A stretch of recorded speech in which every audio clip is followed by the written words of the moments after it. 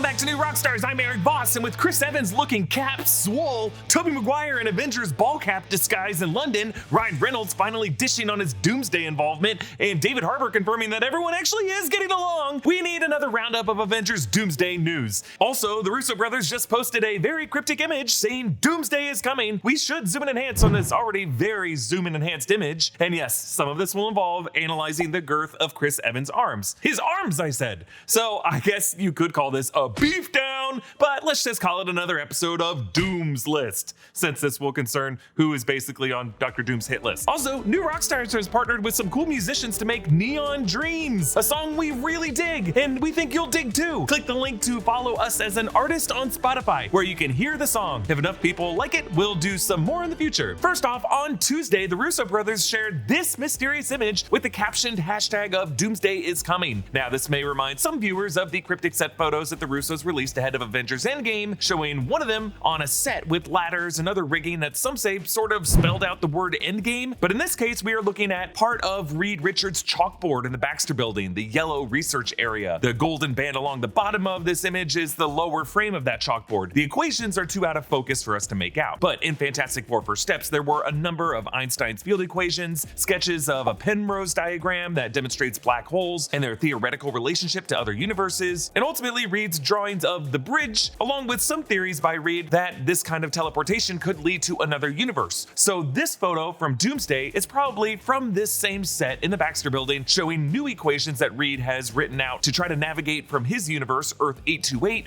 to Earth 616. I'm gonna keep looking into this, and I'll do a follow-up video if I find out anything more about it. Last weekend, many online were giving second looks to Chris Evans when he appeared at TIFF, Toronto International Film Festival, to promote his upcoming film Sacrifice, with Anya Taylor-Joy, Vincent Cassell, and Sam Richardson, about a film star attempting to come back who gets abducted along with two others by a cult that believes by sacrificing 3 people they will save humanity. They actually shot part of this movie on an active volcano in Iceland. But you may note that Chris Evans is looking particularly fit, to the degree that the actor was when he was playing Steve Rogers in the Marvel films. Now, you could just say, the guy's keeping in shape, but I have been looking at the physiques of these actors long enough in my career to tell you that there are specific muscle groups and specific proportions that they got to that don't just come by hitting up one's local 24-hour fitness. This guy has been working with a professional to get a particular size and shape of his arms, his traps, his delts, you know. That is America's ass. And I know that after Avengers Endgame, this actor spoke a lot about how he would be hesitant to ever return as Steve Rogers just because of that demanding nutritional and fitness regimen required to maintain this particular physique. So yeah, maybe the actor's just staying in shape because he feels like it, or maybe he's been spending some particular time on some particular muscle groups in the London area reprising his role as Steve Rogers. Now, while Chris Evans' name did not appear on the March 26 set shares video, Chris Evans and Haley Atwell were among the first names announced for this movie several months even before that, in December 2024, by major Hollywood trades. And lately, we've been hearing rumors that Doomsday's opening scene will even feature Steve Rogers and Peggy Carter after their happy ending at the end of Endgame a few years after that, when they might have kids, and Dr. Doom finding Steve and accusing him of creating an incursion by choosing to stay in the past could be what kicks us all off. For months even, the Russos and the screenwriter Stephen McFeely have talked about some big idea that McFeely woke up with in the middle of the night that convinced all 3 of these guys to come back for Doomsday, and I theorize that that idea was to open the film by revisiting the final scene of Endgame and finally deal with that biggest point of logical contention between the Endgame screenwriters and the Endgame directors, whether or not Steve Rogers created a new timeline by staying in the past. The fact that those big egos could not reconcile on whatever the hell happened there is why they're willing to get back on the saddle for this. That plus, you know, a whole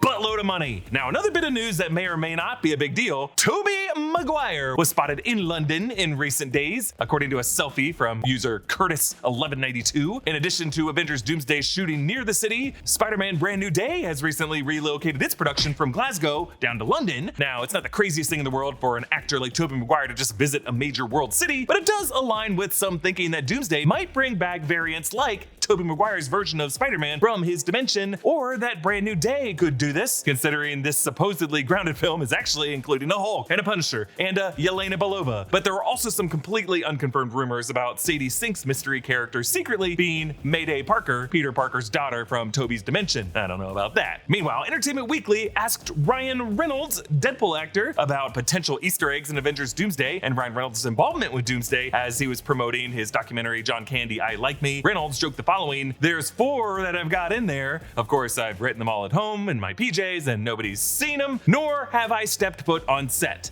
But yeah, that's about as far as I'll go on that one. Haha. So we could see this as some further refuting of the rumors of the on-set feud between Ryan Reynolds and some other actor like Robert Downey Jr., which we here at New Rockstars did address in 2, not 1, but 2 episodes of Rumor Rundown that many of you were pretty annoyed with. Folks, it is a show that investigates Hollywood rumors and gossip just to try to shine some light on how this industry's PR machine works, but I get it. We spent too long on it, and don't worry, we did move on, as you'll see in today's episode of the Rumor Rundown about the Batman. But part of the speculation on this rumor came from Reynolds' mysterious Instagram post featuring the Anarchy Avengers flag. Reynolds also explained that to Entertainment Weekly. He said, "The thing I posted on social, that is actually a variant of the flag that we use in Deadpool and Wolverine. It was my favorite. For some reason, you watch a movie later that has many alts and all that stuff, and you go, why didn't I choose that one? There were 5 other great jokes for that. That's how it works, and that was just a flag. I just came across it, and I was like, oh yeah, I love that flag, the red and black vibe." And then, you know, there's always talk. We're figuring out what's next in that world and blah, blah, blah. You know first, Steve, you always do. We've got a lot of parents on staff here at New Rockstars, which means we got a lot of kids going back to school this September. If you've ever tried getting a tired 7-year-old out of the door in time, you know how big a deal it is to have a well-rested kid. That's why we are so excited to share that Helix Sleep offers a kids mattress. We've been Helix people for a long time here at the channel. We love how easy Helix's sleep quiz makes it to find the perfect mattress. We also love how Helix's 100-night sleep trial makes getting a new mattress from Helix risk-free. The shipping is easy too. They send the mattress right to your door, so all you have to do is unbox it. But most importantly, Helix mattresses are comfortable. I've been using one for years and I'll never go back. I used to wake up tired, which felt unfair. And since I got my Helix, I sleep longer, toss and turn less, and wake up way more refreshed than I used to. So when I learned that Helix makes mattresses for kids, you know I got one. Their kids mattress has a 2-sided flippable design, is stain and water repellent, and naturally hypoallergenic. If you're thinking about getting a Helix mattress for you or your children, now is the perfect time to do so. Helix is having an extended Labor Day sale exclusive partner offer, and if you click the link below, you can get your new favorite mattress for 27% off. Thank you to Helix Sleep for sponsoring. Remember, visit helixsleep.com/rockstars to take advantage of their extended Labor Day sale exclusive partner offer. 27% off site-wide. Meanwhile, Red Guardian actor David Harbour shed some light on what it really has been like on the Avengers Doomsday set in a recent interview with our friend Joe Deckelmeyer from Screen Rant at Rose City Comic Con. Joe asked, "I feel that the one thing the MCU specifically, I would say the Russos do really well, is having actors in a movie that might not necessarily be there as your scene partner at the time. They're really good at putting all that together, making it look seamless. Can you talk to me about working with the Russos?" And Harbour said, "I was not even convinced when we started, and this movie's gonna be really good. They have a special sauce. I don't even really understand, but they, the Russos, just know how to do these things. And I think that as evidenced in Civil War, as evidenced in Infinity War, there's something about the layers in which they put the comedy and the drama and the surprises and the scale and the epicness and all that stuff. It's incredible. I will say I've never been on a set like this in my life. I've never seen anything like this. You saw those chairs, so it's like every one of those guys and girls has a trailer. It's just insane to look around the room and be like, oh my God, I'm in the movie. There's what's-his-face doing that speech. It's just enormous." And "it's just enormous," I assume, was Harbour's response when he looked in at Chris Evans through his trailer at a moment he should have been looking. But no, seriously,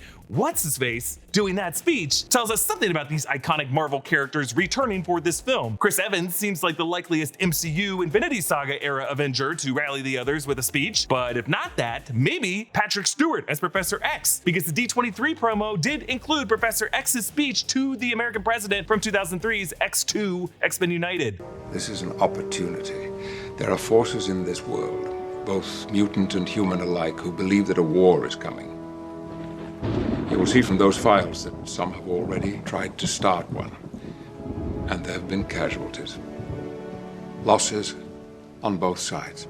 And speaking of mutants in the Oval Office, another face from that scene, Alan Cumming's Kurt Wagner Nightcrawler, is of course coming back in Doomsday, and he recently confirmed to Variety at the Creative Arts Emmys on September 7th that he's already wrapped on Doomsday, including his previously reported fight with Pedro Pascal's Reed Richards. And Cumming said that he did a lot of the stunt work and training himself, and that the stunt crew couldn't believe he could also jump around and fight even. Also, a few weeks ago, Cumming went more in depth into returning his Nightcrawler to Deadline. You are shooting, I think, right now, Avengers Doomsday. I just finished. Yeah. You just finished. Now, that is interesting to me because we're seeing Nightcrawler again.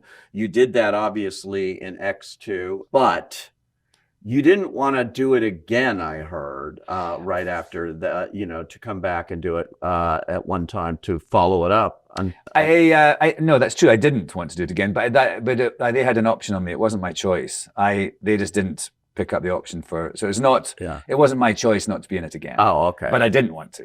You didn't. It was such a hideous experience. Yeah.